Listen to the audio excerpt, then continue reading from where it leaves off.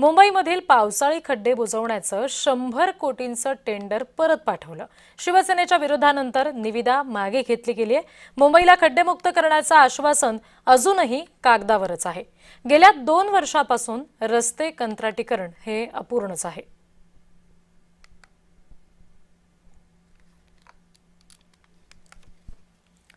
मुंबईमधली ही एक बातमी आपण बघतोय। गेल्या 2 वर्षापासून रस्ते कंत्राटी संदर्भातलं जे कंत्राट आहे ते अपूर्णच असल्याचं पाहायला मिळालेलं आहे। खरं तर मुंबई खड्डेमुक्त होण्यासंदर्भातलं आश्वासन हे नेहमीच दिलं जातं, पण ते आश्वासन कागदावरच राहिलेलं आहे असं दिसतंय। आणि या सगळ्या संदर्भात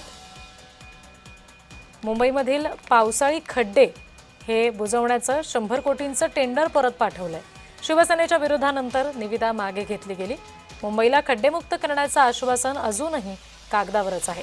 गेल्या 2 वर्षापासून रस्ते कंत्राटीकरण हे अपूर्णच असल्याचं आता समजतंय।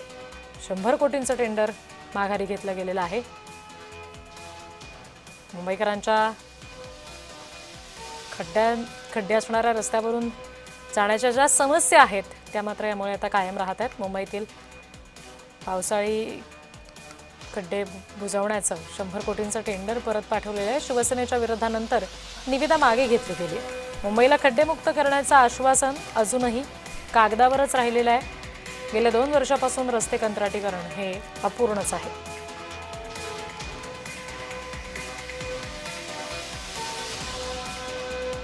मुंबई शहरामध्ये रस्त्यांचं काँक्रिटीकरण झाल्यामुळे 2021-22 साली जर आपण आकडा पाहिला तर तो आकडा त्यावेळेला 200 कोटींच्या पुढे होता।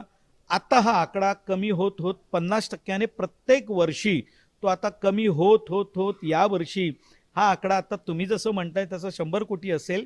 आणि मला खात्री आहे की कदाचित ज्या वेळेला पुढच्या वर्षी 2027च्या मे मध्ये हा जेव्हा फेज 2 चा विषय पूर्ण झालेला असेल त्यावेळेला हा आकडा जवळपास फक्त 40 ते 50 कोटीपर्यंत उरेल, कारण त्यावेळी शहरातले पूर्णतः जवळपास 70% रस्ते हे सिमेंट कॉन्क्रीटचे झालेले असतात।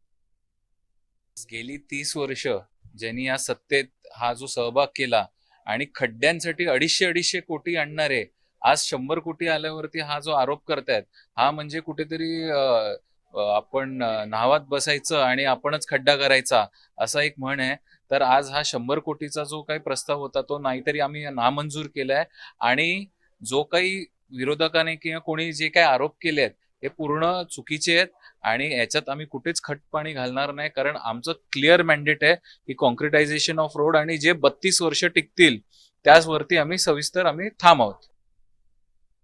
त्याच्यापूर्वी तुम्ही जर खड्ड्यात काय झाला तुम्ही जर याचा हिशोब घेतणार तर तुम्हाला माहिती पडणार की 2020, 22, 21 मध्ये ये खड्डा भरण्याचा जे खर्च होता ते खूप कमी होता, म्हणजे 200 कोटी 250 कोटीचा एक प्रपोजल प्रस्ताव येत होता।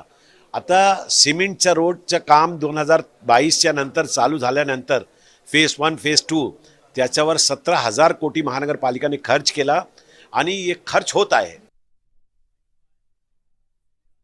बोलण्यासाठी प्रतिनिधी मनोज कुलकर्णी जोडले गेलेले आहेत, त्यांच्याकडून आपण अधिक तपशील घेऊयात। मनोज,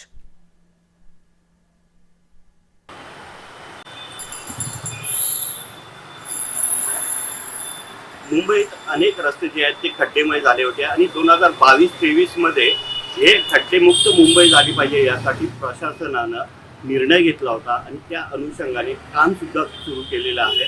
मुंबईतले 2400 किलोमीटरचे रस्ते जे आहेत त्याचं काम सुरू झालेलं आहे।